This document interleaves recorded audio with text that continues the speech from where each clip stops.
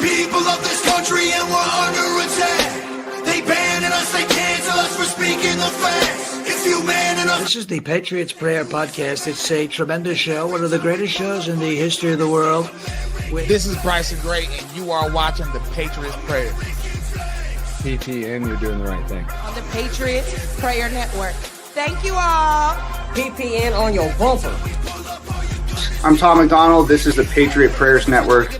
Check it out. Lots of good TV. Lots of cool people. Tune in. Keep it locked. I'm the white boy with the middle fingers in the air, dog. We don't give a what. 100 white boys gonna hold me down anywhere, dog. We think that you suck. My Patriots the craziest. They ain't afraid of breaking fists on faces. If you really wanna taste of this, no safety tip. The same mistake and spray the clip. I pray you miss, cause if you don't, they gon' go wacko. Automatic gun smoke like tobacco. Never hit a lady, but it's pretty hard to tell if you're a girl or a they, them. There's these, that, those. I ain't never gonna take a knee for the anthem. Smack them. I don't give a damn, can't stand them. Gang full of randoms. Fan with a handgun. Run up in your mansion, leave it all abandoned. I was raised to be brave to the grave. United States, we love the country that they've been corrupting. Go woke and go broker if you ain't awake.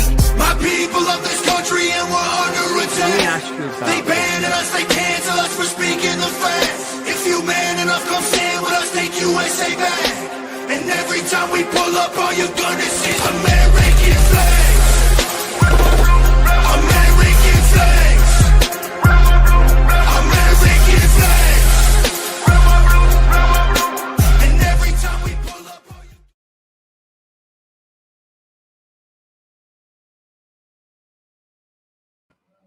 What's going on, people? Today on the Patriots Prayer Podcast, we have a very special guest.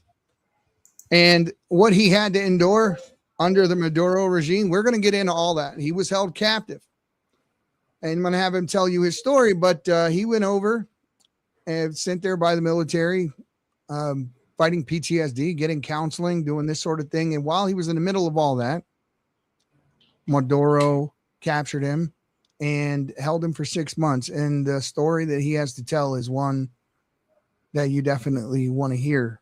Can you imagine being at the lowest point of your life, not in very good shape, already needing help with PTSD and these sorts of things, just to have this happen on top of it? So welcome, guys. Welcome with me, Joseph St. Clair.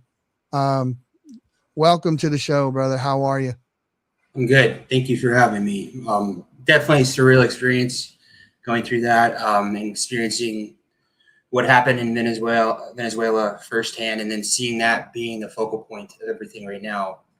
Certainly because during the 6 months I was there, that was certainly the focal point of existence for me. There's no opportunity for me to talk to the outside world. I did not get the same treatment Maduro did, as in terms of him having his rights read or being put in front of a judge or even having the opportunity to talk to a lawyer. So take us back, though, right? You were here. You were already deployed. You're suffering some PTSD symptoms. They send you over there to get treated. Walk us through all that, all the way up to when they actually took you in and captured you. Yeah. So in terms of the PTSD, I would say I have PTSD for sure. What I would qualify it as is what we call moral injury. Essentially, when you're part of operations where you understand that certain things are happening that don't necessarily align with your values. And I struggled with that quite a bit. And I think there's several other, Afghan, Iraq veterans out there who, following the end of the war, when we pulled out, and I was an Afghan translator. I did 4 deployments to Afghanistan, and basically I had known for the last 10 years, my life work will ultimately, result in nothing, because any expert on Afghanistan could have told you it's going to revert right back to where it was. So yeah, I finished my service in 2020 as a language instructor in Monterey, California. From there, I went to law school from 2020 to 2023. And then following that, I was traveling and working in Latin America. I was doing a PTSD program. And then I also was working with veterans who needed to obtain their disability as well as their benefits, who had served in the military and should have been given their citizenship due to clerical errors under, the Bush and Obama administrations. They weren't given their citizenship. And these are guys that bled for our country. So that was what I was doing in Latin America. As I was there, I began dating a Venezuelan Colombian, and I traveled to several cities in Colombia without a problem. But I guess when Maduro came to office, or when he stole the election in July 2024, Venezuela began a series of operations where anyone that had an American passport, an EU passport, I knew one Japanese guy. I've since taken a look at the map, and essentially they've grabbed anyone who has not recognized his regime, anyone who has a passport from those countries, he'll grab.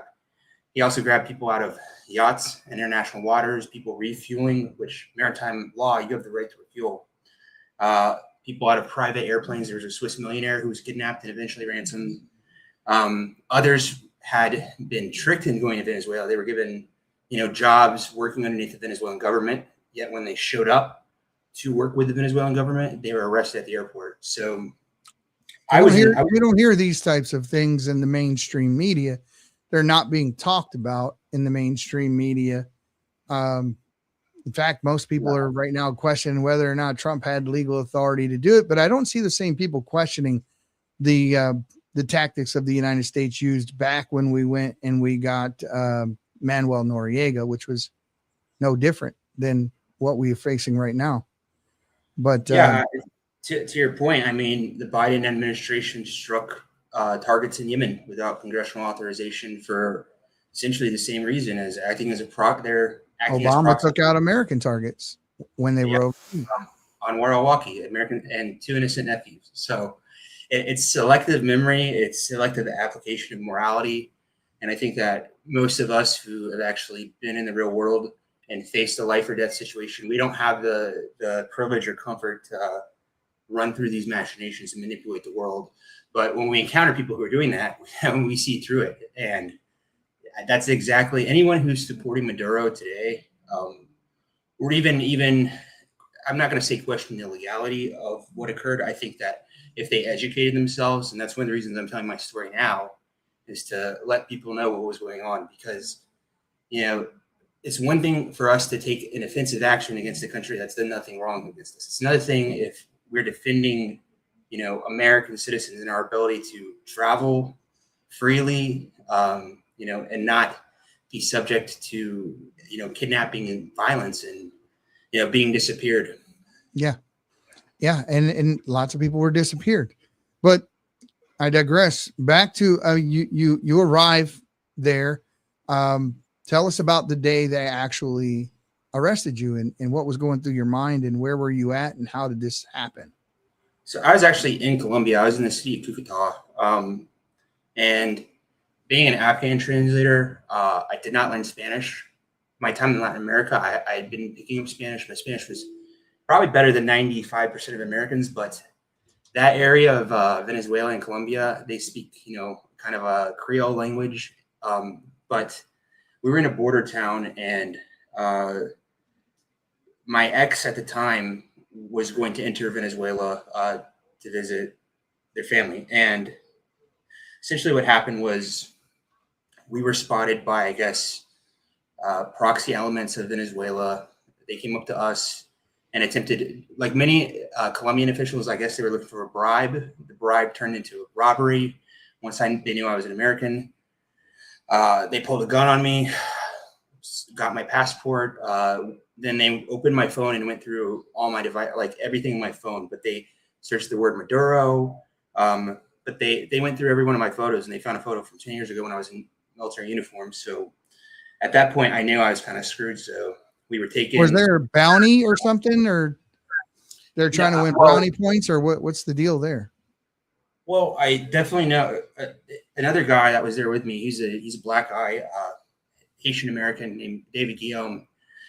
And before the election, he had been in that border town, and he had actually met with Venezuelan officials to schedule a visa appointment. And he got his visa appointment for a week after Maduro stole his election. But when he went to his visa appointment, he was kidnapped. So I suspect, I don't know, but based on the stories from all the other Americans that were there, it seems like there's just a stop order. Anybody from the United States, grab them. But beyond that, they were also every 10 miles in Venezuela, there's a checkpoint with armed guards, and they'll go through Venezuelans' phones as well. So if you have an American contact, the people that are here illegally being deported back to Venezuela, they're being accused of being agents of the United States. When I got out, I saw that they had claimed that they had captured me in Caracas, taking photos of military installations, which is totally false, totally not true. And they did some tributes to you here in the United States too. I'll show a few of those. As you'll see, his parents were fighting to get him back, and mom and dad. Mom and dad are warriors, brother. This is, they're rock stars. They did the legwork to get me out, and I'm eternally and this was you not long after you were released, if I'm not.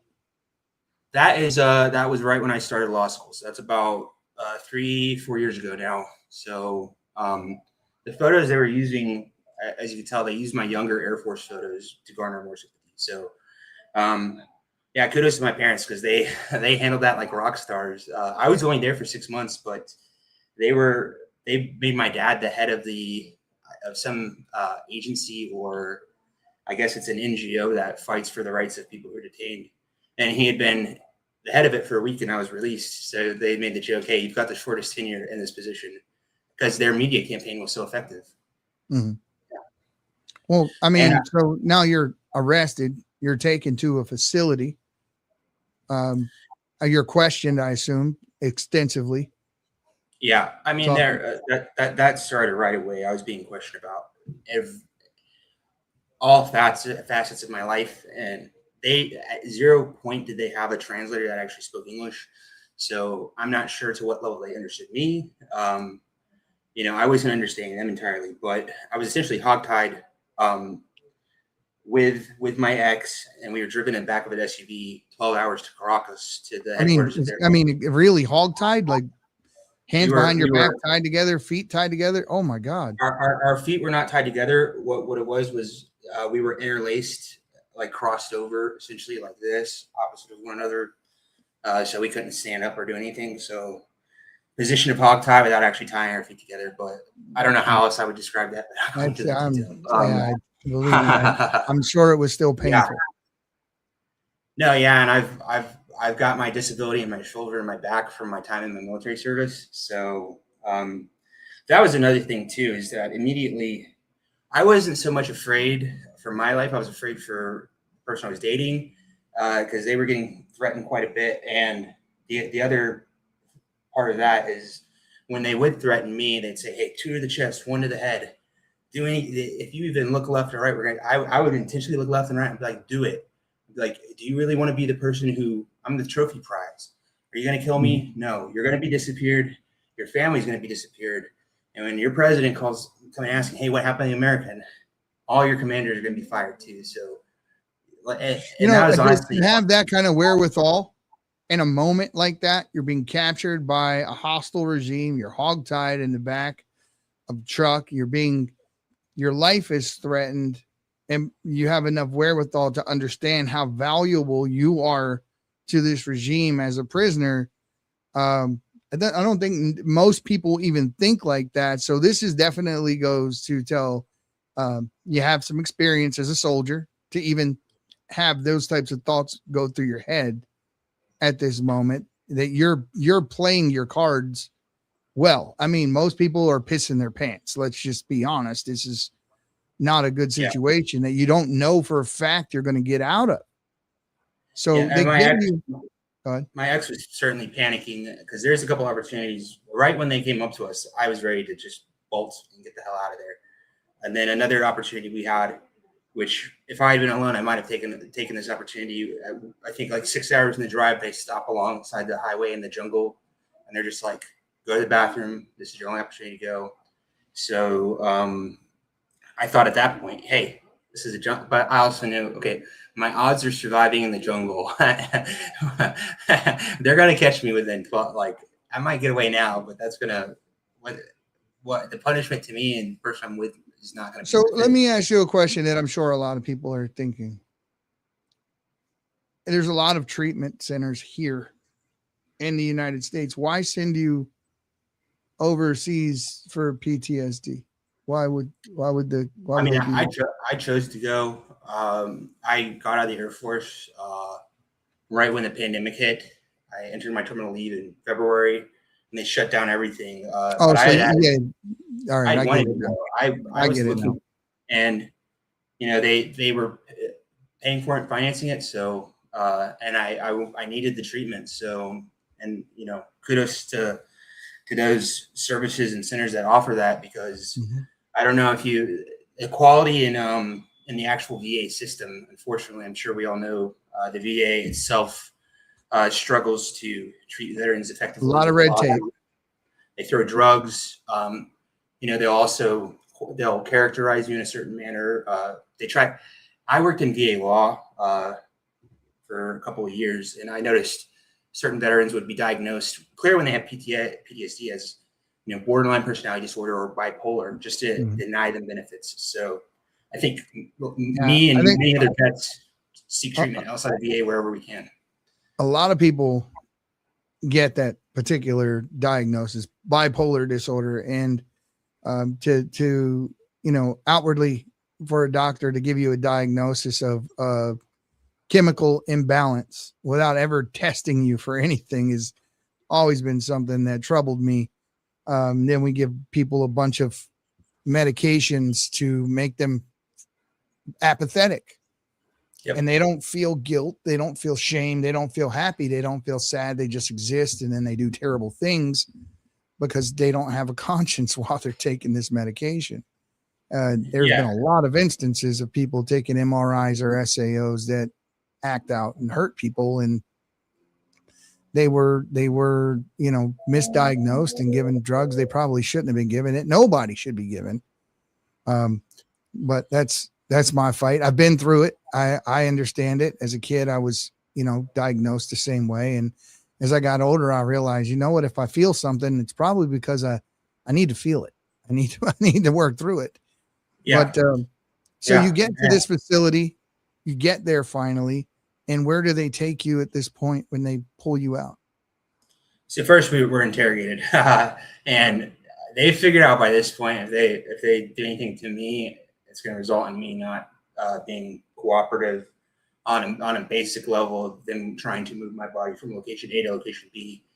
My ex was like, they were choking my ex against the wall, being like, "Why are you here? Like, we know all this." And they're dry. They wanted an admission of guilt from me, and obviously they're going to do anything they could do to get it. But they threw me down in a like 4 stories below the ground in this. I don't know the size. It was the size of a single bed, concrete slab with 12-foot high ceilings with a light and a camera. So you're in a hole in the ground that's only the size of a twin bed. Yeah, and it's no lights, no running water, no toilet, no bathroom. Other prisoners did have bathrooms, but for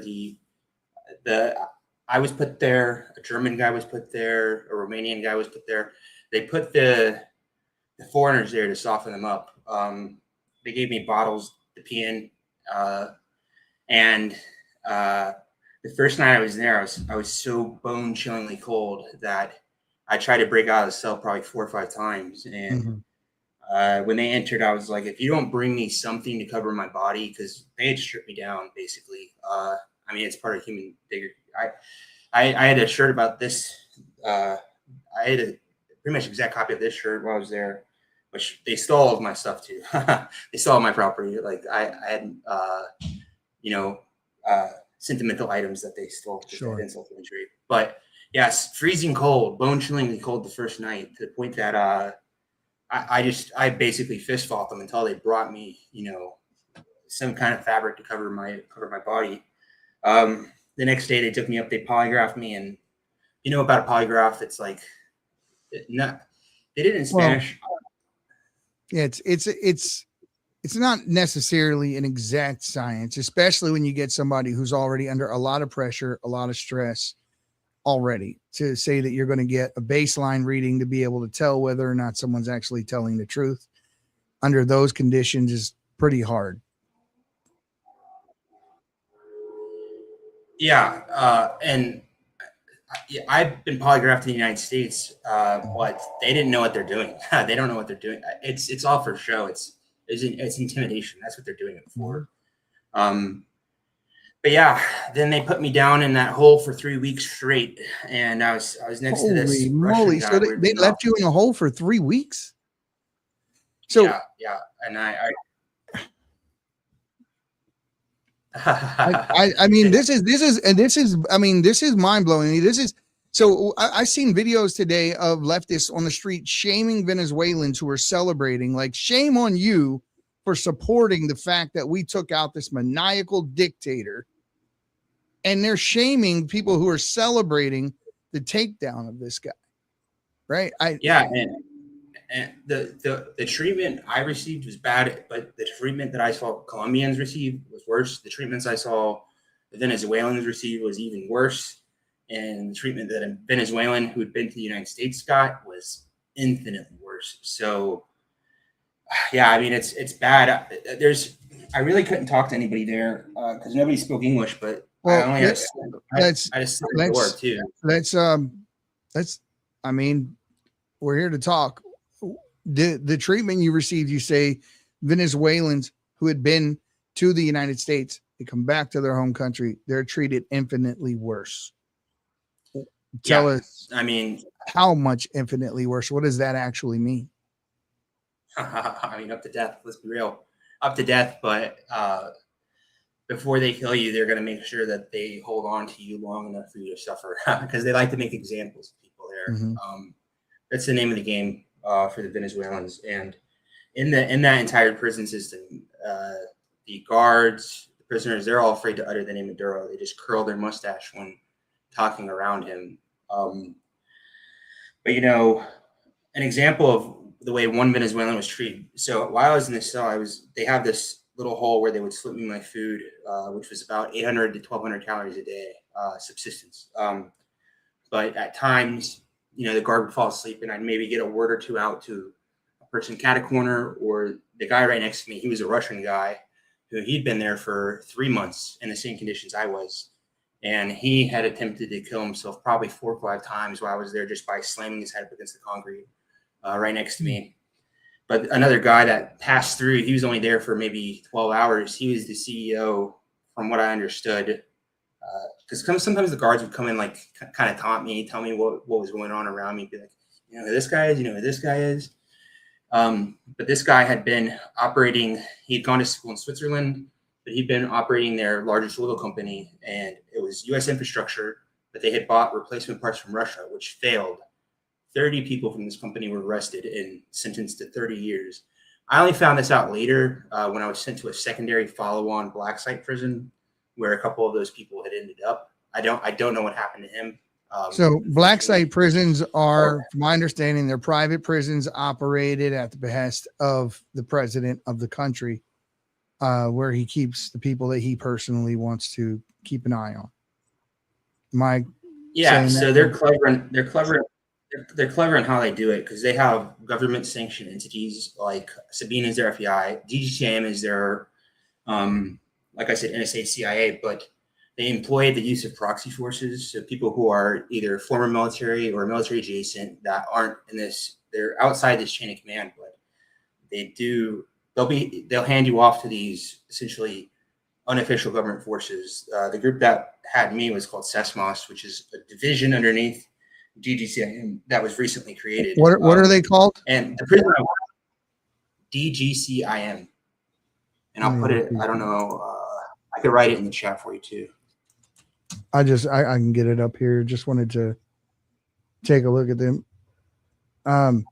Very close to what looks like Nazi insignia. Extremely. Well, they used the name Hitler, and they had call signs like Hitler, Lucifer, Cain. They thought it was funny. I mean, you never saw these guys' face. They wore coverings over. You could only see their eyes. But yeah, I was in solitary confinement for 3 weeks. I finally told them, okay, hey, I'll talk. I'll tell you anything you want to know. Just get me out of the cell. So they brought me upstairs, and I told them, I said, hey, I'm going to die if I stay in these conditions. And I told him again, my life is more important. And at that point, I told him, hey, if you're gonna send me back to that cell, just kill me on my feet right here. And they took a chain. They chained me. I think they have this in the United States too, but they chained me like 8 points on my body, and they marched. There's probably like 500 Venezuelans who sit in this like wait. The cells there are full, so all the hallways are full of people too, and they're not allowed to talk. They're not allowed to stand up there, and if they do, they'll obviously suffer repercussions. So this is the insignia, which is, I mean, that is as close to Nazi insignia that you can get. I mean, you're just missing essentially the 322, and it's pretty damn close.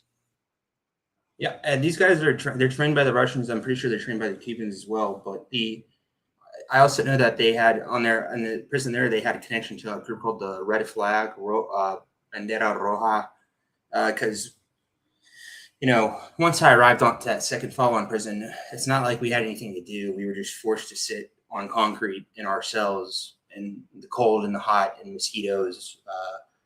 But occasionally they would bring us a book in Spanish. Usually it was a book to kind of belittle us or mock us, like a children's book. Like, here, you want something to do? Here's your children's book.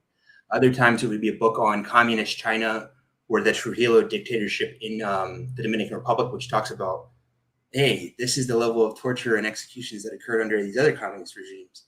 So be thankful that this isn't occurring to you. So psychological warfare every second of every day. Well, did you, they're giving you books on Red China and this sort of thing. Did you get the impression that they were like China, or like, to quote Trump, China centric? I mean, I definitely saw. So, like I said, there was Russia. The people that were there were people from Lebanon, Yemen, Iran, Russia. So I'm not sure if those people defected. There's certainly rumors of Iranian and Hezbollah people in Venezuela because I was also locked up with Venezuelan soldiers for a time who most of them were Chavistas. They were loyal to Venezuela, but not to Maduro. But even they would tell me things like that. But I'm sorry, what was your question? I lost track of what. No, I mean, I'm trying to figure out at this point if Maduro had a relationship with China and this sort of thing. What kind of influence? So any influence that you saw from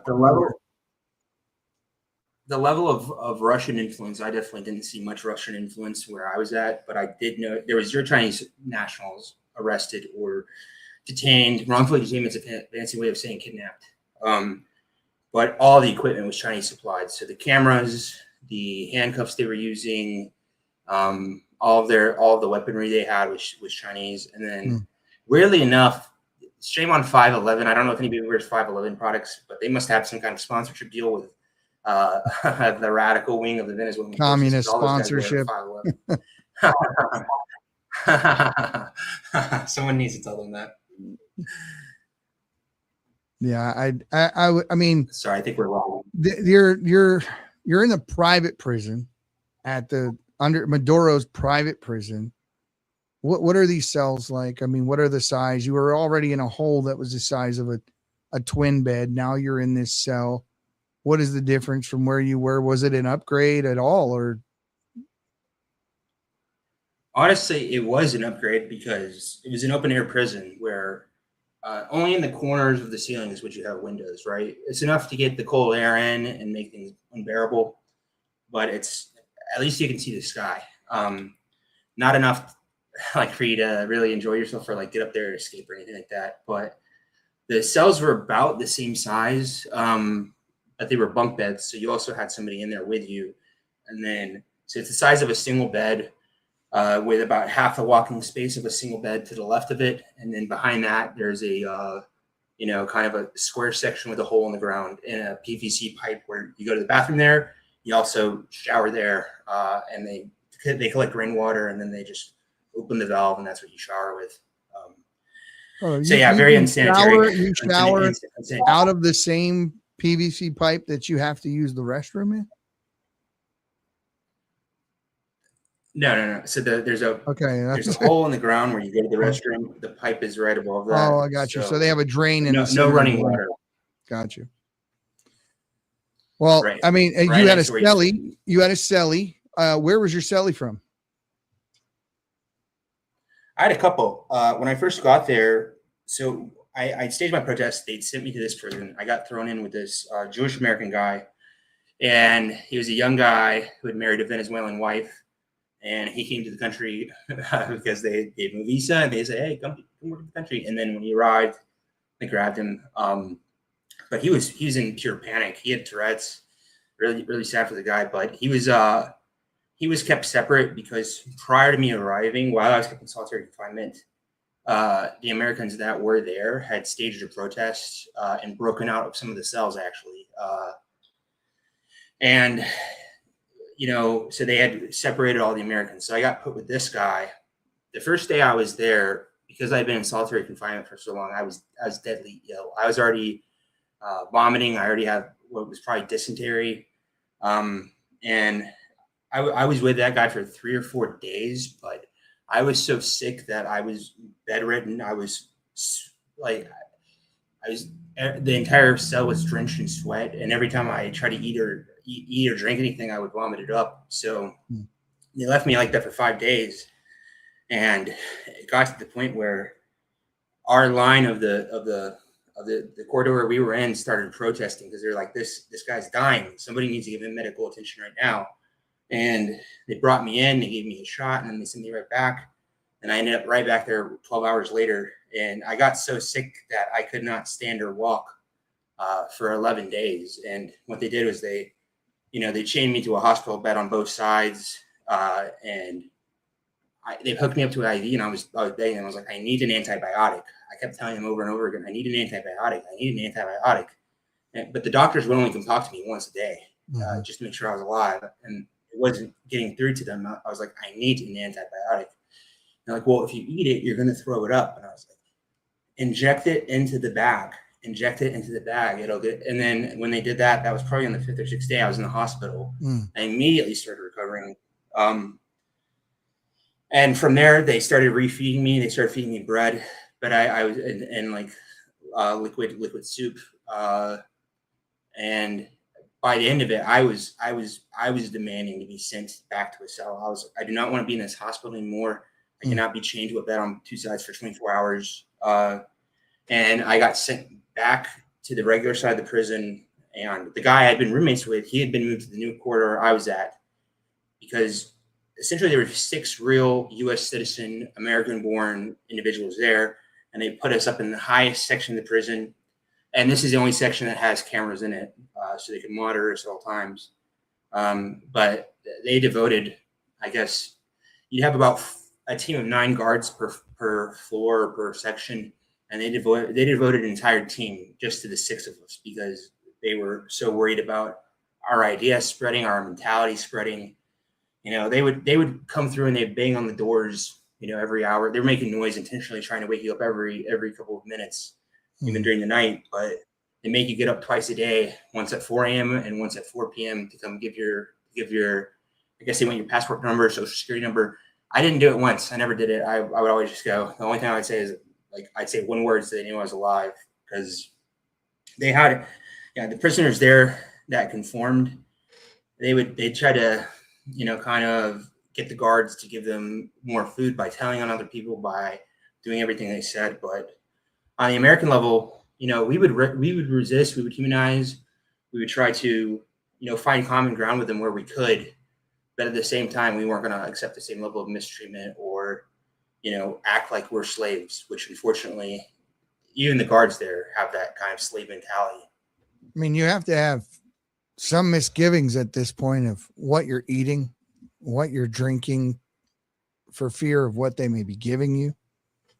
Anything like that go through your mind? The biggest day-to-day battle I had every single day was over food because they have a dish in Venezuela called an arepa. It's like a green patty, kind of like a flavorless pancake, which they eat a lot. And they would want to give us that 3 times a day for food. And then like with a scoop of hot dog, mixed meat, or like a scoop of rice. So yeah, more food than in the first location. A lot more food than in the first location, but still so little food that when I got out, I had lost 45 pounds. And that was the main battle day to day, was trying to get enough food, because they would, and as well, some of the times I got sick, I noticed one of my cellmates later on, he would get a laxative because he couldn't digest the food. I couldn't ingest the food. I would vomit it up. He couldn't digest it. It would get stuck in the system. That was the most common thing. My dad was watching documentaries on the Venezuelan prison system and humanitarian aid system. He was like, yeah, it's because they were mixing sawdust into their food because they don't have enough food. So they give sawdust, like arepas, to both the prisoners and the military. But my cellmate had a cup of laxative he would drink at night. And one time I accidentally had a sip thinking it was water. I didn't realize it was in my cup. And the same type of sickness I got that night, I had gotten several times before. So I was just like, some of these guys are messing with us. I mean, it doesn't take much for somebody to throw laxatives in your food, right? Other people, there's some people lose touch with reality too when you're in that situation of them versus me. Well, yeah, of course. I mean, you don't even have to be in a third world country to be thrown into a shoe or a hole where you don't control the lights and you don't talk to anyone for sometimes weeks at a time, and ad sag. Well, we recently in this country outlawed it. I think we gave them a maximum time here, even federally. You can't keep someone in those conditions for more than 180 days, or I believe it's 180 days. Don't quote me on that, but it was because you can't put someone who's been through that for any period of time back into society. They're just not going to, they're just not going to be any good to society in general. So you're there for, how long were you there before? Did you ever have contact with anyone back home? Were there any U.S. diplomats or anyone that was reaching out, trying to get to you or sending messages? None of that. You just had no idea of what was going on the outside world. No one who was arrested there, not even the Venezuelans, were able to talk, except for one section of the prison, which was military officers and soldiers. They could have visitors. But we had developed a system of communicating through the walls, knocking, chain communications through each door. So information was spread through the prison slowly through them meeting with their families when they would have visitors. Nothing like that for anybody who was foreign born. I got out on May 20th. Initially, I was supposed to get out on May 14th. But if you look at any of the photos of me coming out, I don't have a beard. I don't have hair. And I told them I was a Nazarene Christian and I would not cut my beard or hair until I got out as a contract with God. But on May 14th, they had 8 guys hold me down and forcibly shave my head. And then they had left me in the hospital there for 12 hours. And I didn't realize why they did that. But I guess that day, the UN had put enough pressure for the first time on the Maduro regime to allow phone calls for the foreigners. And they were supposed to get 45-minute phone calls, but everyone was given 3 minutes. And because they had treated me that way, everyone in the prison had thought I got sent home. But I'm really just sitting tied to the hospital bed for 12 hours. So I started screaming. I started saying, Joe St. Clair, kidnapped, still here, still in the clinic. And I'm screaming so loud that the director of the prison, his office is... This is you? Yeah. Which, you can't... That shirt right now is about... I could not... They put... Another thing, they insulted me before I left, and then they were like... Then they tried to dress me. They put me in a Louis Vuitton shirt, fake... This is all fake designer stuff, right? But... Yeah, they were trying to prevent me from having a phone call with my dad. But because I raised so much hell and I got enough, they're like, how do we get this guy to stop? They brought me up to the director. The director's like, what will make you happy? It's like, if I let you call your dad, will you shut up? Will you stop? Will you stop? Because at this point, when they had me changing the hospital bed and they shaved my head, I was like, shame on you, shame on you, shame on you. You guys are all sinners. Whatever you do to me, you just violated my contract with God. You guys have just tempted God. Whatever you've done to me is going to come back 1,000 times worse on you. And I started saying, hunger strike for every prisoner here. General strike for the workers. I was like, you workers, there's 80 guards in every section of this prison. There's one director. You guys could all say no today and stop this. Because 6 Americans had gotten out in January. I got out in May on my own.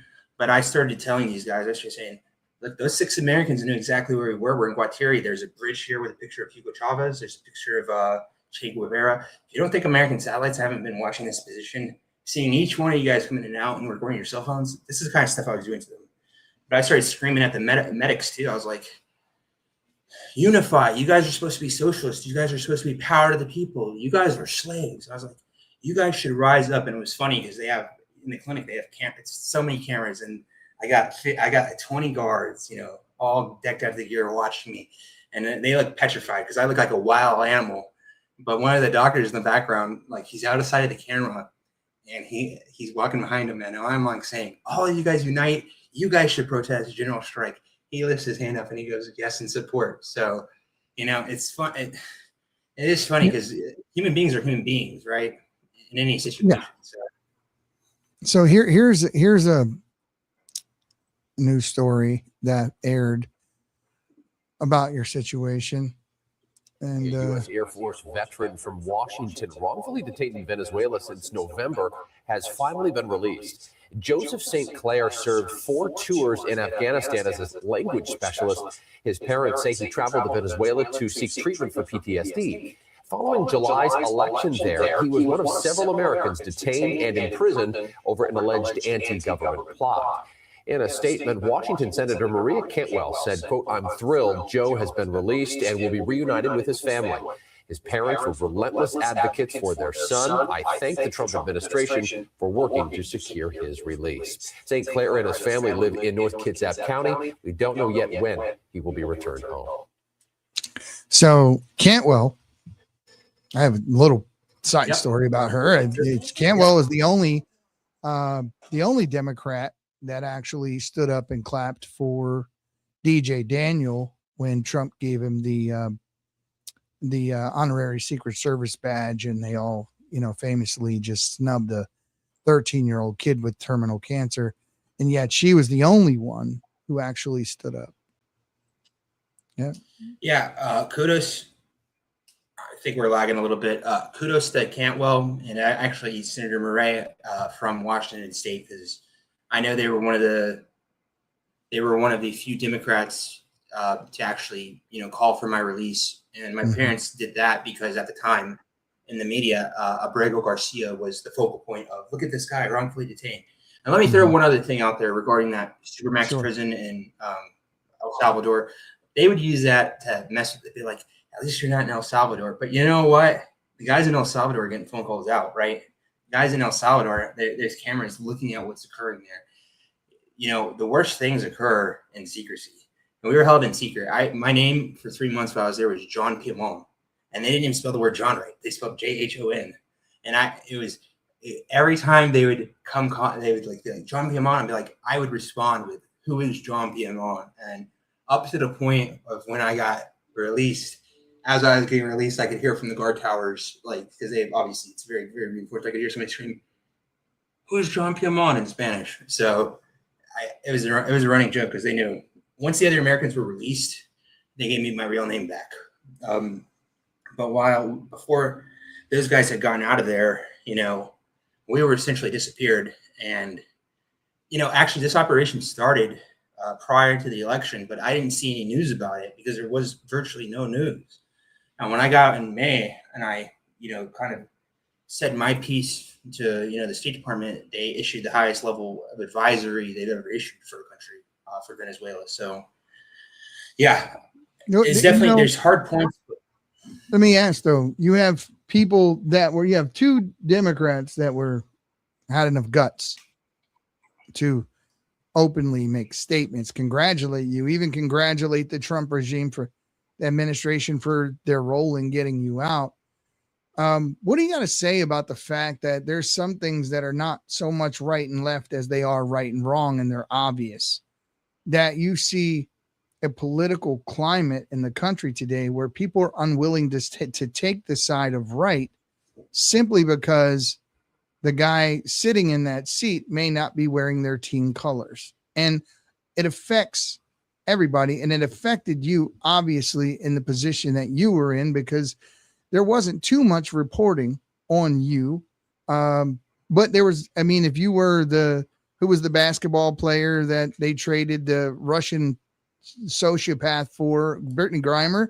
Oh yeah, I mean, Yeah. she'll go to Russia, break a law, Grimer. and they won't shut up about her. But a veteran who's kidnapped, wrongfully detained, tortured, held in a private secret prison. Not too much news about you because we live in a society that is so politically diverse to one another. They don't want to say anything or do anything that could make Trump look good. And as a result, Americans, by and large, didn't know about your situation. Yeah, I mean, I'll just say, God worked the ways He needed to work. The people who needed to hear heard. And while I was there, I definitely never lost faith in God. It strengthened my faith in God. But I will say, to those people, I see more of them on the left. I definitely see certain people on the right who are mirroring that psychology, and they just hate the people on the left. Like, at the end of the day, like, my number one message is what Christ said, which is love thy neighbor as thyself, right? And, it's just lost on people these days is we lead by example. When I was in Venezuela and they were doing these things to me, there was guys that were there cursing at them, and the Venezuelans had zero respect for you. There's guys there that were, guards would spit on them, but they would also be spitting on the guards. So it's just like, I said straight up to the Venezuelans, I was like, you guys are young soldiers. I entered my military no different than you. And they had come up to me, they'd whispered in my ear saying, hey, get my Instagram. My family's in danger. If I can get out of here and get them out of here, I'll help when you get out. But yeah, that's my message to them is just like the greatest evil in this world is centralized power, centralized authority. And if you're being told what to think and how to act, and it's got you hating your neighbor to the level that you think that they should be, killed or beaten or treated inhumanely, then maybe analyze, like, see who you are. Take a reflection in the mirror, and because I'm condemning Maduro for these acts, and I don't want to see anybody suffer at my hands in that way, and I certainly don't want to see anybody suffer in those ways at the hands of anybody that I call, another American. Yeah, I think that's lost on people. I think like I was saying before, I think that many people in our country are extremely privileged. They haven't got to go to Afghanistan. They haven't got to go to Venezuela. And I think if you want to see, I'm not somebody that's such an ideologue that I would say, Trump has done some socialist things. Let's be real, right? We've been a socialist country. I mean, there's not a government on earth at this point that doesn't have some socialist aspect to their society. Right. And I understand that to a degree, because but it's a fine line you walk, right? When you go too far to the left, you have Marxism and communism. You go too far to the right, you get fascism, right? It is the way that our particular republic, and I say republic because I hate the word democracy. Yeah. And it's when you abuse those things or you go too far either way, you just don't end up in a good place, right? But by and large, this country was set up so that we could earn our way. It was set up in such a way to fuel and inspire the entrepreneurial spirit in people, and they've beaten that out of people today with regulation and red tape and those sorts of things. And now our federal government is just about 1% of our population, which is absolutely nuts. And we need to definitely do something about that. And I think that was along the lines, I think that was the direction that Trump was heading in. But you have a unique perspective being as though you were there, you went through it. You're the guy that can speak from experience. What are you got to say to the leftists out here right now? And to the guy who was in the courtroom, Rojas, that was in the courtroom, who was held for 4 months under the Maduro regime, who was protesting on his behalf, even though he was imprisoned by Maduro. And many leftists are out there saying, oh, the Venezuelans don't feel this way because they debunked one video that was from the UK, one video when all the rest of the thousands of videos that were out there actually showing Venezuelans, so happy they were in tears. So what would you say to someone who came up to you right now and be like, no, free Maduro? Go ahead. Talk to any Venezuelan. Talk to literally any Venezuelan who's not currently in Venezuela under duress. Or alternatively, take a flight to Colombia or Brazil and go anywhere near the border, for an amount of time. Maybe you get kidnapped or show up at the border. Go look for yourself and see how they treat you. Tell them that you're pro-Maduro. Tell them you're pro-socialist. And they will laugh and spin your face. One of the guys I was with, he's a socialist. He's an American socialist. And, he kind of had this rose-colored eyes of the Venezuelan system. But the truth is that they're not socialists. They're not. All they are is a criminal armed gang. And I think that's usually what happens when you try to, like, something theoretical like communism or socialism that looks good in theory. When you apply it to the real world, it just doesn't work. And armed gangs do usually take over these systems. And in the case of Venezuela, the number 3 in the government, the head of their DDCM, I was with him for the last 12 hours. I was in the country. And this is a guy that's acting like a thug. He doesn't speak proper Spanish. He's grabbing his, in between his legs, going joking around like he's a 20-year-old guy. And the level of sophistication there is, if you've ever read 1984, where it says at the end of the book, the future of humanity is just the human face on the ground with the boot stomping over and over and over and over again. If that's what you want for yourself and you think that that's equality, or equity. If you think that everyone has to have the equality, that's another dirty word. That's the outcome that's going to happen. What's that? Equity is another dirty word. Right. It assures an outcome, not an opportunity. And it's definitely a black mark on the history of this country, along with DEI. It is a stain on the history of this country, a country born out of meritocracy. And so we're never assured a specific outcome, but we are assured to have the opportunity. There is that. But what do you think? I mean, right now you're seeing a power vacuum. We talked about this the other day when we were talking about you coming on the show, and I'd asked this question in less than 10 hours or less after I asked the question. Exactly what I asked was almost prophetic, because within 10 hours of me asking the question, that's exactly what happened. There is a revolt right now in Venezuela. I think you call them Chavistas, right? They're over there trying to fill that power vacuum. They have the presidential palace surrounded, and this woman who is, I'll tell the truth and shame the devil. I was going to try to be politically correct, but I hate myself if I try to do that. So the way that they're billing this lady is like she is a shill for Israel, right? A lot of people are saying this was a pro-Israel move, and the reason why, a lot of people, I mean, a whole bunch of things can be true at the same time, right? Because the United States seen silver go up in price 400%. It was $22 not long ago. Now it's 80 something dollars. China cut off the sale of silver to the United States, won't allow the mineral to be sold here. So the cost of our goods and products are going to go up. The Venezuelan people have a surplus of silver. They also have a big gold stockpile that's been in question for a long time. They've been fighting over it in court. Maduro has been trying to get that gold back. But as long as they thought he stole the election and he wasn't the rightful leader, they've been challenging that for years and holding on to that gold.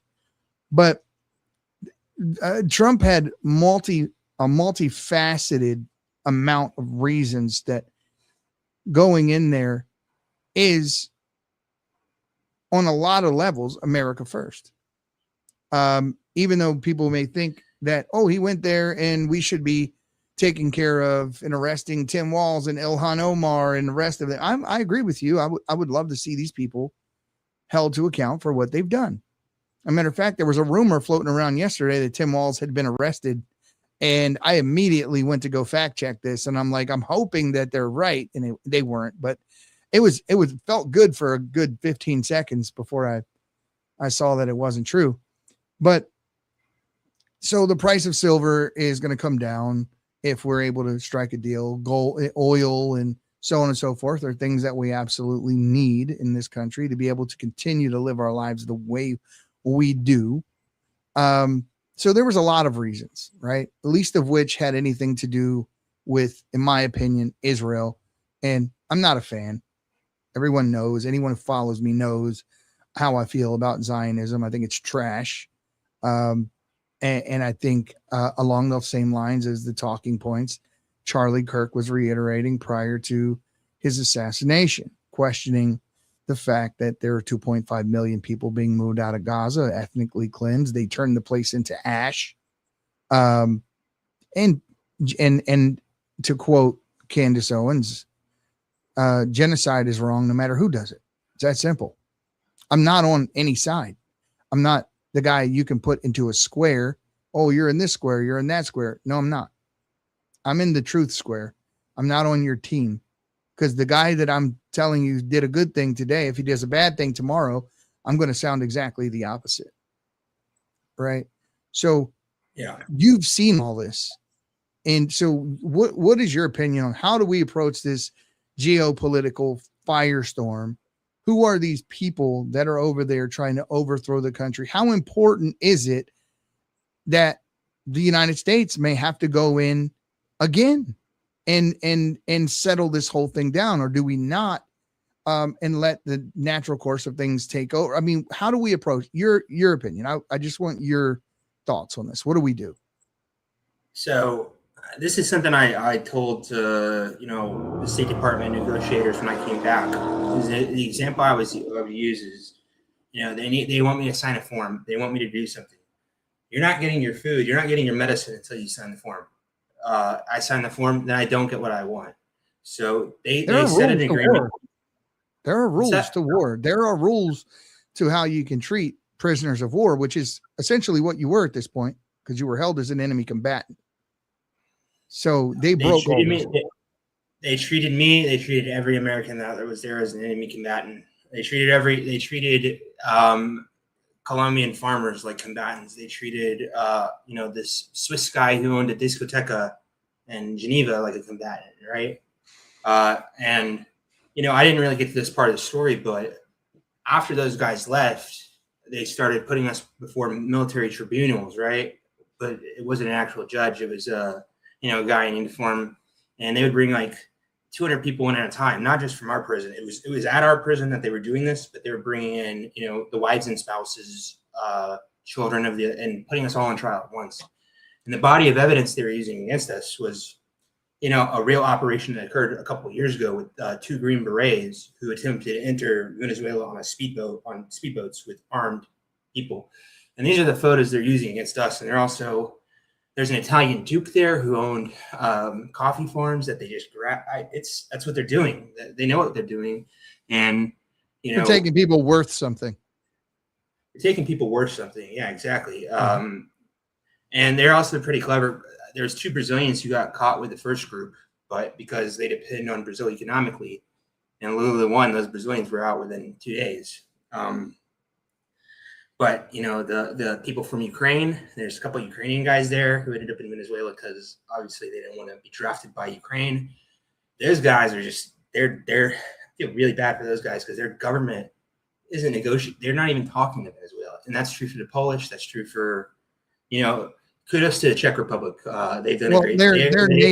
They're NATO countries, so NATO and EU countries, 30 countries, even Iran was there, but the only country to successfully get anybody out was the United States. Switzerland ended up doing it too for one person, but out of 200 people at this prison, and actually I take that back.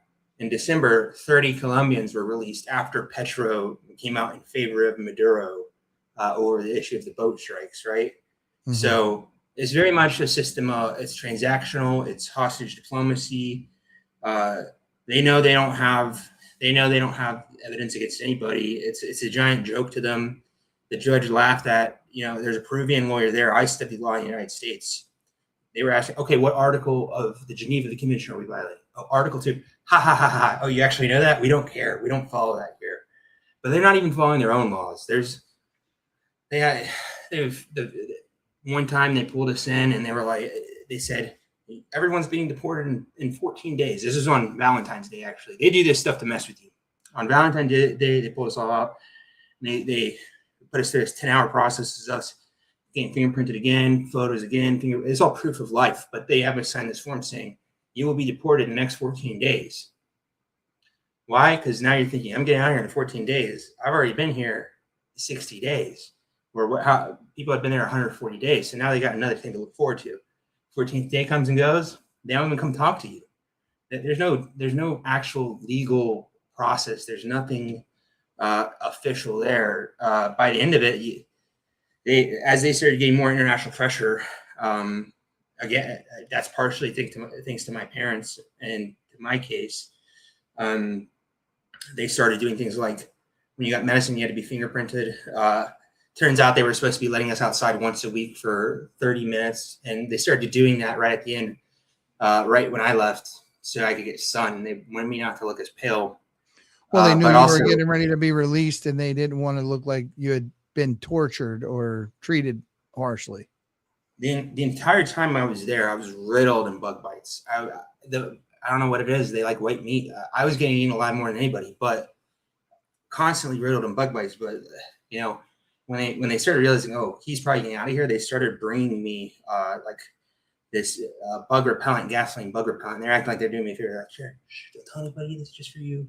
Like, try again. And these are the guys that are trying to like make a connection with me. Like, hey, buddy, like when the United States gets here, remember I was one of the ones that was nice to you. Like kind of like that sort of thing.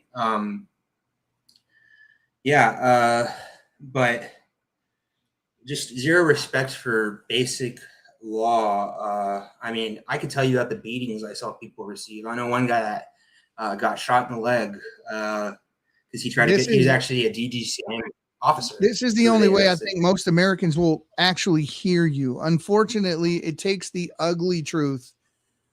And I don't put stuff up like that or even talk about things like that to rage bait people and do that sort of thing. I think that's kind of detestable if that's your intention. But sometimes people need to hear the most ugliest facts about these things so that they understand that the stuff that they're not condemning, the stuff that they're standing up for, it's horrible. It's horrible. So go ahead. I'm sorry. I didn't mean to interrupt. No, you're fine.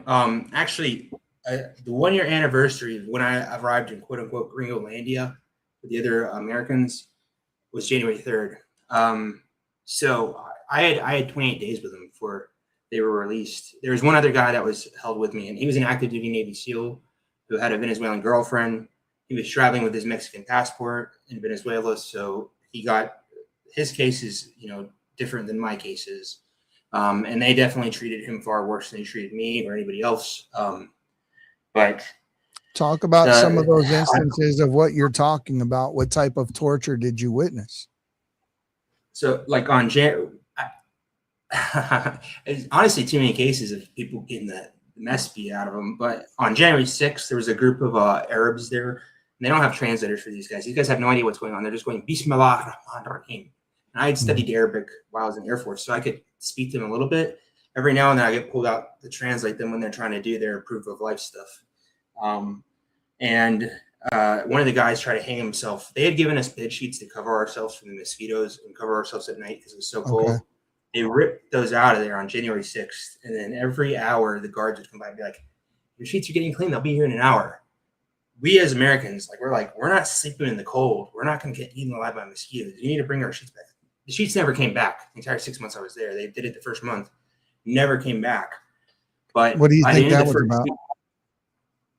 They didn't want us to, kill ourselves, but also as a level of this is our level of control over you. You don't even get a sheet. So they're trying to break you spiritually, mentally, and they're torturing some people and treating them extremely horrible, depending on whatever the case may be, which brought them there to begin with. So you're talking about this Navy SEAL. He had a Venezuelan girlfriend, and he was treated horribly by people in prison. Before I got there, every American had been stripped down to their underwear, put in basically chained to the ground, and then pepper sprayed in place for a day or two for their protests that they did. And one of the things they had warned me is, hey, when they come up, if they have a bottle of pepper spray and they put handcuffs out to you, don't put them on because they're going to put them on and just pepper spray you in the face. So one of the successful tactics that the other guy, the other veteran had used at Navy SEAL was he had starved him. He did hunger strikes. He had hunger strike for 3 weeks to get a phone call out, and they wouldn't let him do it. He ended up getting food for his entire floor. But we realized if we want to talk to anybody in leadership, if we want to get, we need to put our lives on the line to talk to them. And between the Americans, we were kind of going back and forth saying, hey, we need our sheets. How do we get our sheets? And I was like, you don't have to starve yourself. If you want to get their attention, you see that camera in the corner, just go cover that camera and we'll have our response. So the guy that was in my room with me, the Black Asian guy, Nietzsche, he took his towel and he covered this camera and we were going back and forth for 30 minutes. They're like, see, we knew this doesn't work. We need to do our hunger strike. And we started hearing like all this, dum, dum, dum, dum, dum, and 8 dudes in a full riot gear came up. And I guess it's the assistant director of the prison. He opened our door and I'm to the left of the door because I was out of the visibility of the camera. And then the guy who put the towel on, he was sitting on the bed. The director looks at him and he goes, put these handcuffs on. And he already knew what was going to happen. He just went, shook his head no. And he and I actually had an agreement saying, hey, I told this to all the Americans, I was like, if one of you guys are going to get beat, I'm not going to sit here and watch it. I'm going to get beat with you. But he said no. Then the director turned to me. He put the handcuffs to me, and I was like, I did this because this is what they do in Venezuela and Colombia. He did that. And then he lifts the bottle to me. He like looks at him. He looks at me. He's like, who am I going to make an example of? And he puts the bottle on me. And I said, I had told him this. I said, if you ever use a bottle of pepper spray on me, you are going to get pepper spray in the face too. He starts spraying. I block it with my hand. I grab it. I get like one spray off on him. He gets ripped out of the room. The director does. And then the 8 guys rip me out of the room. And I'm spraying in the air as they're taking me down, but they, cinched 3 handcuffs on me and cut almost they're like, this is my forearm, but it's cutting me here. I lost feeling in my left hand for 3 months. They're both my arms and they're kicking me all over saying, welcome to hell, welcome to Venezuela. And then pepper sprayed me. And then they took me and they put me up, chained me up against whatever. And I remember in this moment, I was just like, no weakness, don't scream, don't react. You're not going to don't give them the satisfaction. Right. And I just sat there and one by one, every officer, like from the director, every person in a leadership position in this organization came up and they took turns screaming at me. And I would scream right back at them. I'm like, you guys are, I'm trying not to curse. You guys are sinners. Shame on you. I've done nothing wrong. You guys put me in the hospital for 11 days. And in between this 11 days, I was in the hospital versus when this happened, they were also messing with my food, giving me just bread for dinner. They're like, oh, you can only eat bread, remember? And I'm like, that's not true. There's many things but they're intentionally just giving me bread and seeing it or depriving me of my medicine. And that was another daily battle. Did you ever hear from anyone in the administration when you got back? There was a video of Trump out floating about you. Want to play it real quick?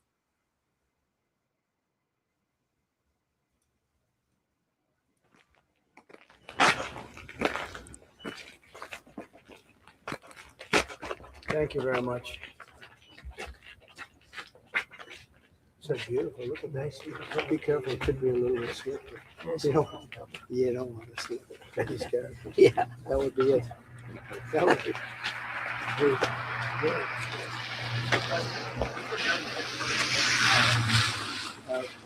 Somebody else very special. Very special.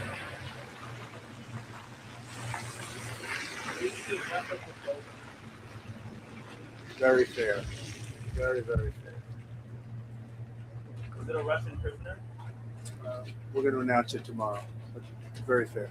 Mr.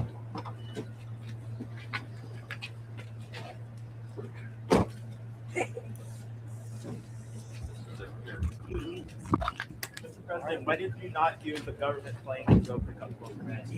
Save the government money. A lot. We save the government a lot of money. Are you concerned about safety? So I believe this is when they had released somebody from the Air Force. There it is. And this was recently. This was after you, obviously. So, he's personally giving a damn, showing up, shaking hands meeting with folks. Yeah. Did you hear from? I was supposed to shake his hand. It ended up not working out because we had trouble getting in off the airplane. The airplane they rescued me on was a private personal jet, and it should have been a State Department jet, but the deal went through so quickly that they basically a private individual went to his plane to the ambassador who came and got me. Let me ask you: did you want to meet him and thank him for? He and I have. He's asked about me through the ambassador. The ambassador stayed in contact with me. Richard Grinnell, he's a close friend of Trump, and we passed messages back and forth. He was the head of the DNI for a while. Yep, he was. Yeah. Very excellent guy. If he ever has the chance to run for governor of California, that's one of the reasons they hate him, is because he's a gay man who supports Trump, who would be popular in California. So the media treatment Richard Grinnell gets is he honestly true American hero. He cares about the American people. The other guys that got out before me, the black guy, they all got a chance to talk to. Something was going down when I was rescued, but they all talked on the phone with Trump, and the black guy was like, "Hey, Trump, you're my boy," but he didn't say boy. He said, he said. I'm not going to promise anything, but I know some people who know some people. Before we're through here today, I'll give you full screen and the stage here, and just let you have a message that you want to send out to him. And I'm sure I can get it in front of some people who can probably get it to him. At least two of those people I know have an excellent shot of maybe having him see it. So, I would love for you to have that moment, because you deserve it. You deserve it. I don't know I don't know how many people would come back from what you went through and be as mentally capable and as whole and unresentful as you. I've talked to you now for a few days, and genuinely a happy person. Seem to be very grounded. You have a lock on who you are, what you believe, and what you stand for. And it's very, very inspiring to know that you went through that kind of hell. And they may have put your body in prison, but it seems to me that your mind you never let them take your mind. You never let them actually put your mind and spirit behind the same prison walls as your body. Yeah. What I'll say is glory to God, because, God created me. He made me who I am, and he gave me the ability to survive that situation. But everything, even very thankful to Trump. I think God definitely has been instrumental in using him to do the right thing, just like God used King Nebuchadnezzar. But, really, truthfully, I knew I was the only person who was American that got captured while I was there that knew that Trump had won the election. Mm-hmm. And, the other guys that got released on January 28th, when I arrived on January 3rd, I told them, stop counting down the days. Like, okay, Trump's won the election. He gets in the office on January 20th.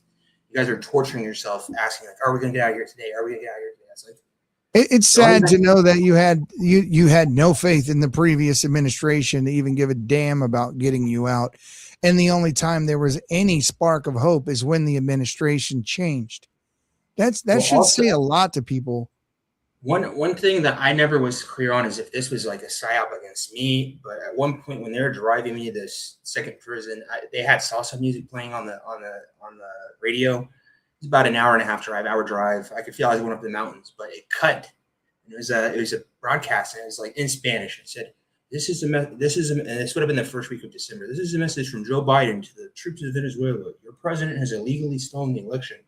Rise up in arms against him. So, I believed it was authentic at the time. I don't know now, but I certainly knew, whatever that administration was doing wasn't working. And I also knew that I didn't see this on the news. I didn't even think I was going to be on the news up until Trump started getting people out. But one of the things I told those guys was, hey, we memorize each other's names, birthdays, socials, personal information in case one person gets out. We tell everybody who's here. And that's how my name became public. And that's how everyone knew where I was at, was because, David Guillaume got out and he passed that information to the State Department. But when I was there with him, the daily conversation was, is Trump going to get us out? And I was like, yeah, have faith. I was like, I told them by the end of February, I would expect one deal to be made. And actually they got out on the 31st and we had this huge argument with two sides. It was like, I was the leader of one side saying, hey, don't lose faith. Trump's going to get us out. The other group was saying, we're screwed. We're going to be here 30 years. Just give up. Accept your fate. You're making things worse for yourself by having hope. And I made a $10,000 bet with one guy that morning, and they were out by the afternoon. And I got that money when I got out. And they actually paid off. They paid it. That's awesome. The bond you make in life or death situations, and it was like I felt like a prophet. Like, my name is Joseph St. Clair. St. Clair is saint is holy or clear or pure, and then Clair means light or illumination, transparency. And I was like, in a way, one of the books of the Bible that in the first prison I fought tooth and nail to get a Bible too. That was the only other thing I could get besides the sheet. But they gave me a New Testament, and Luke chapter 21, where Jesus said, in the end of times, there's going to be signs in the skies, but some of you guys are going to go to prison. Some of you guys will be executed. Beheaded. Faith, not a hair on your head's gonna. In truth, not a hair on your head's gonna be harmed. And I actually learned. I learned a lot of Castilian Spanish through this Bible. So that was one of my main activities while I was there. But that verse. Let me show you a statement. Let me show you a statement Joe Biden made. And let me ask you if you think this aged well. I think it aged about as well as Joe Biden himself aged. Yeah. Exactly. I'm going to give you He didn't even write that. I'm going to give you the floor. And I want you to speak as if you're speaking to Trump. I'm going to clip this and I'm going to give it to Michaela, who's a friend of ours who's close to the administration, and a few others. And if you guys will share it out and tag Trump and what this young man who went through so much, has to say to the president, and hopefully he'll hear it, and hopefully he'll reach out to you, because I'd love for you to have that moment. So with that said, floor is yours. Go for it. Yeah, I mean, honestly, President Trump, the reason I was able to hold on to faith is because I knew you were going to office. I knew you're a deal maker. And I also knew you care about, normal Americans like me, not necessarily those who come from privileged or esteemed backgrounds. And that's what, the hope I held on to. And even beyond that, when they attempted to assassinate you, it is a miracle and the act of God. So, truthfully, God has ordained you and you're being used that way. And certainly the fact that I'm here living, I'm testament to that. But I think you've really shown yourself to be very pro-human, and I think I owe my life to you, and I'm forever grateful that God has been able to use you in this way, because we are so very close to losing our country, and it really is thanks to you. And I know you receive a lot of hate, but I do think that what you've done has brought together many Americans of different backgrounds, and that's exactly why you're able to do what you do, is because you are communicating, you are expressing an energy that we've wanted to express ourselves for a very long time. And I think you're going to go down as one of the greatest, truthfully. Definitely in my book. But yeah, that would be my message to Trump. That's awesome, brother. And guys, I hope everyone clips that.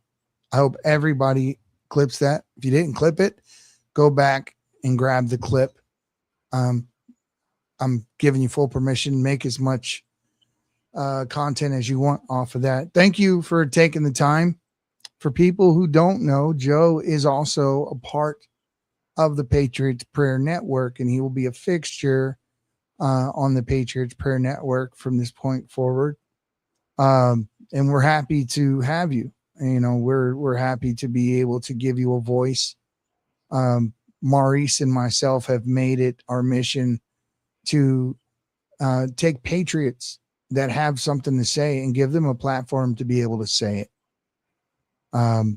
So we're extremely happy that you are part of the Patriots Prayer Network. You and Dr. Hill, as he calls himself, no kings on the Hill is the name of the podcast. Also, we have some other podcasts coming up soon. We have the Viking. We have Stars, Stripes, and Sass with Share Patriot and MAGA Meg coming up, as well as two others.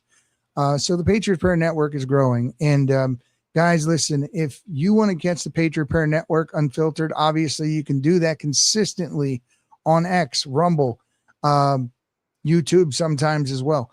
But, there is another place and another way for you to get your news uncensored, unfiltered, free speech, which you don't get on TV a lot, right? So we've partnered with Q Broadcast, and I'm not talking about that Q, right? This is CUE Broadcast, and what they're doing is something that nobody has ever done. Is they're offering you a $69, I think it's $69.99 is the package, and you get everything: HBO, Cinemax, Stars, and the Patriots Prayer Network. A lot of other podcasters that are out there that have something to say, that care about the country, and they're stifled. They're continuously stifled. We have to fight that battle consistently. And guys, I want to urge you to go to cuebroadcast.com. I'm going to put the QR code up there, and I'm going to take a quick 2 minutes real quick, and I'm going to show you what they can do and what they offer you guys. We'll be right back in a second. The world by storm. People are cutting the cord to their high cable bills and moving away from streaming services like Netflix, Hulu, and others for something better. Q Broadcast. For just $60 a month, you'll get access to every channel you could ever want, including HBO, Cinemax, and Stars. And the best part, there are no contracts, no hidden fees, and you're free to cancel anytime. With Q Broadcast, you can enjoy streaming live TV, movies, and top series on up to 5 devices at once. Whether you're at home or on the go, Q Broadcast makes sure your entertainment is always at your fingertips. Imagine being able to watch all your favorite channels from anywhere, anytime, without any restrictions. We're talking about thousands of movies, hundreds of TV series, and a huge library of live channels, all in one place. And don't forget video on demand and pay-per-view events. Those are included at no extra cost, so you'll never miss a big event again. Now, take a second and think about your current cable bill.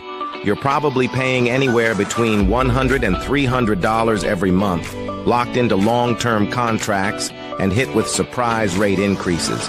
With Q Broadcast, that's a thing of the past. It's just $60 a month. No contracts, no extra fees, no hidden costs, and no price hikes.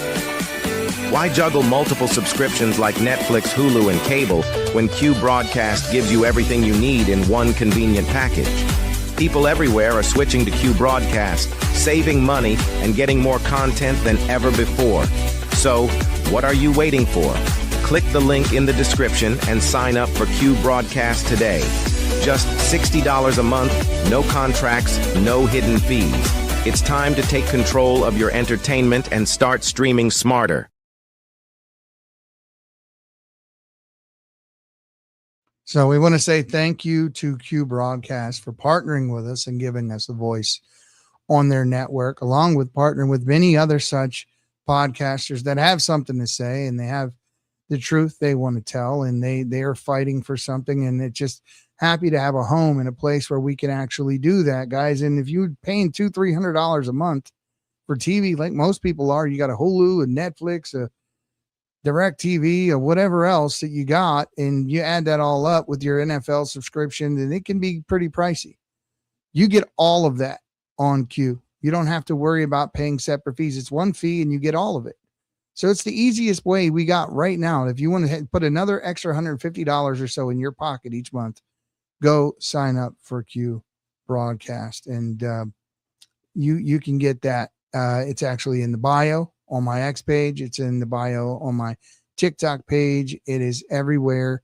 It's in the description of this podcast. So guys, I'm going to give you Sage again if there's anything else you want to say before we close it out. No, I appreciate you having me. Yeah, I was reading through some of the comments. Just to clarify, I was in Colombia. I was not with another translator. I think one guy was confused about you that. don't have to worry about Troll. Yeah, I think that's Troll. Don't right? listen to Troll.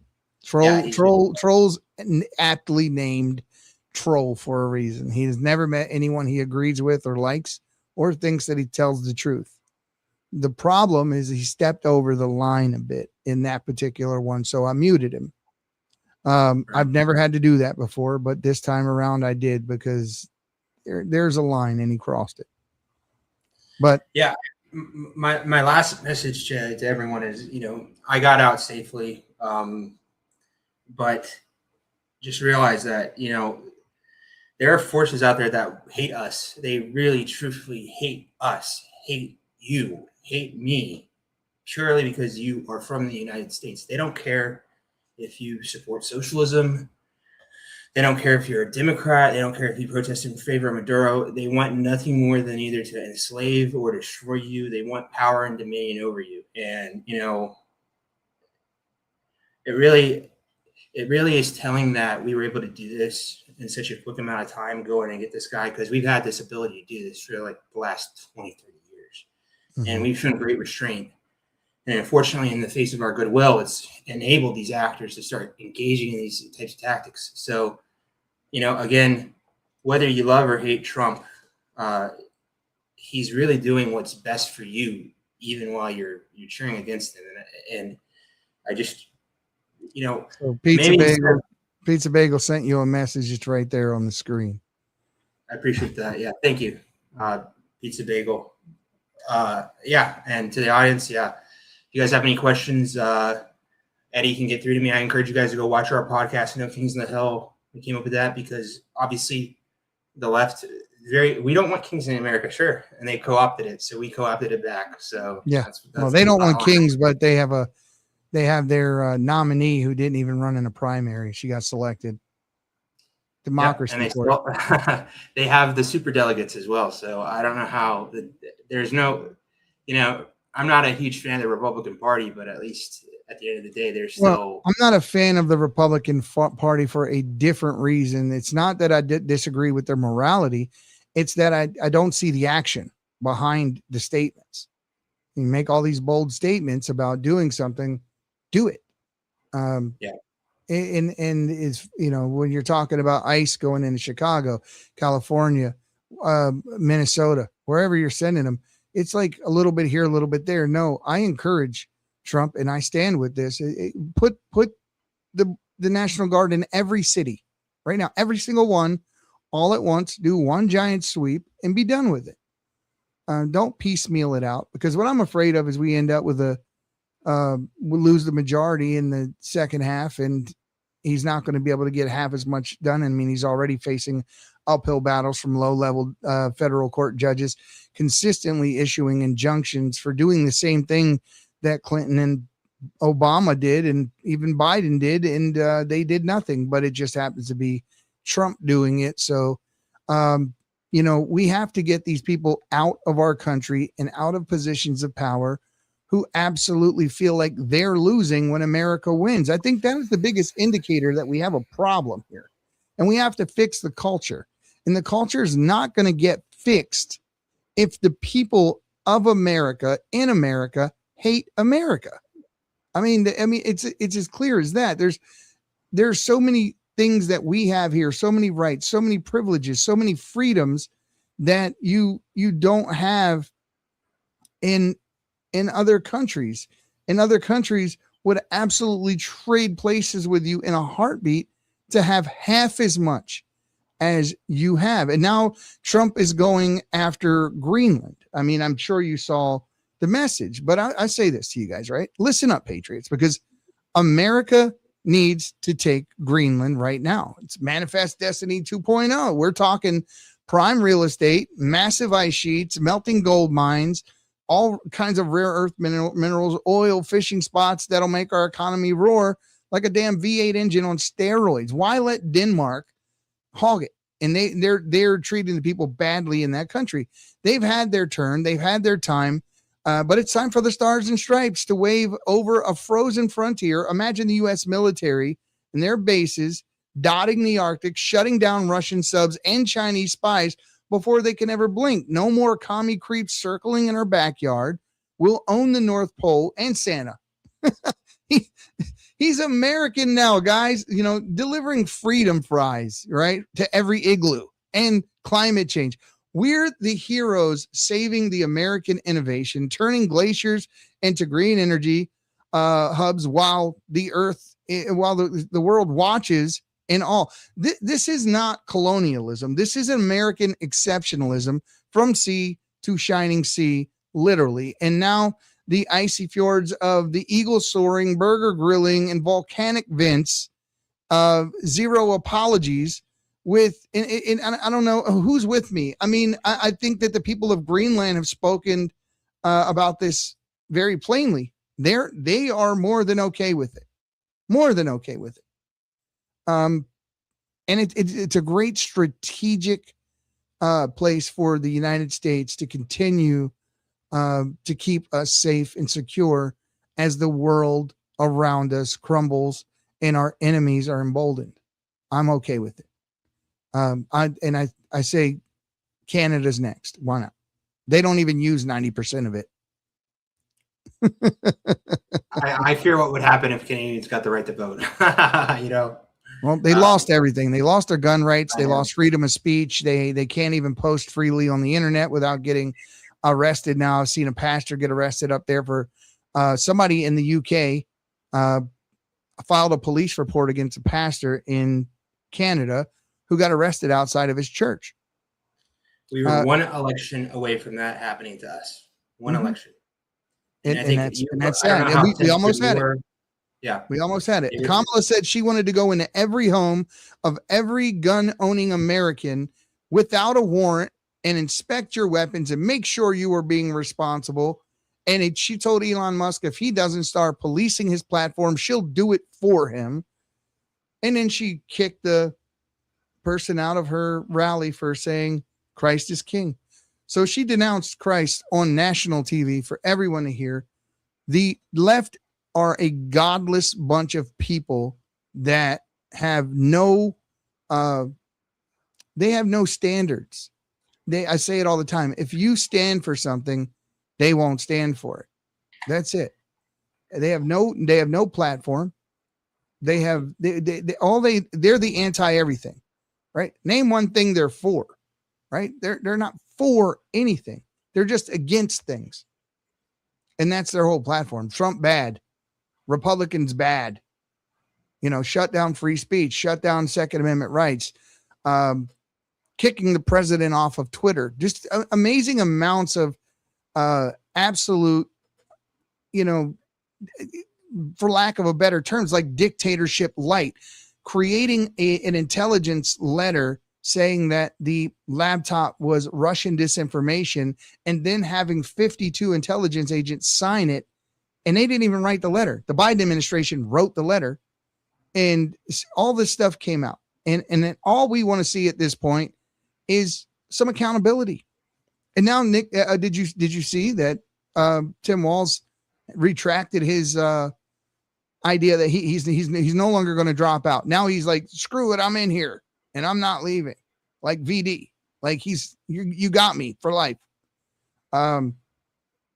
We need to go in and round up Somalians and get rid of them. Tim Walz is a great example of a veteran who anybody who is a veteran, you could tell he was faking a service or, you know, selling something that he really didn't do. Yeah, and well, he retired as he got called up. His number was called up. He was going to be deployed, and he immediately retired and sent the rest of his platoon over there, and he wouldn't go. And then had the guts to stand up in front of a crowd full of people, hold an assault rifle and say, these are like the weapons I used in war. Fool, you never been to war. So, you know, you got that stolen valor thing. He's bragged about being in Tiananmen Square when the massacre happened. However, he was never there. So what did he do? Him and his wife got married on the anniversary of the Tiananmen Square massacre so him and his little commie wife could sit there and celebrate every year on the day that Chinese stamped out any hope of democracy. And they celebrate that, just like the day she celebrated her city burning by opening the windows so she could smell the scent of burning tires in the air with that smirk on her face. To say I have disdain for these people is putting it so lightly. So lightly. But anyway, guys, we are going to get off of here. We ran a little long. Thank you guys for tuning in. We're about 3,000 people in. So, guys, we do appreciate it. Continue to fight for what's right. Be the change you want to see. And as usual, the silent majority, you need to stop being silent and stand your ground. Evil will never retreat willingly. It must be beaten back in every case. Stay safe and stay free, guys. We'll see you soon. My people of this country, and we're under attack. They banning us, they cancel us for speaking the facts. If you man enough. This is the Patriots Prayer Podcast. It's a tremendous show, one of the greatest shows in the history of the world. This is Bryson Gray, and you are watching the Patriots Prayer. PPN, you're doing the right thing. On the Patriots Prayer Network. Thank you all. PPN on your bumper. I'm Tom McDonald. This is the Patriot Prayers Network. Check it out. Lots of good TV. Lots of cool people. Tune in. Keep it locked. Know where I stand. I'm the white boy with the middle fingers in the air, dog. We don't give a what. 100 white boys gonna hold me down anywhere, dog. We think that you suck. My Patriots, the craziest. They ain't afraid of breaking fists on faces. If you really wanna taste of this, don't safety tip. The same mistake and spray the clip. I pray you miss, cause if you don't, they gon' go wacko. Automatic gun smoke like tobacco. Never hit a lady, but it's pretty hard to tell if you're a girl or a they, them. There's these, that, those. I ain't never gonna take a knee for the anthem. Smack them. I don't give a damn, can't stand them. Gang full of randoms. Fan with a handgun. Run up in your mansion, leave it all abandoned. I was raised to be brave to the grave. United States, we love the country that they've been corrupting. Go woke and go broker if you ain't obeyed. My people of this country, and we're under attack. They banning us, they cancel us for speaking the facts. If you man enough, come stand with us, take USA back. And every time we pull up, all you're gonna see is American flag.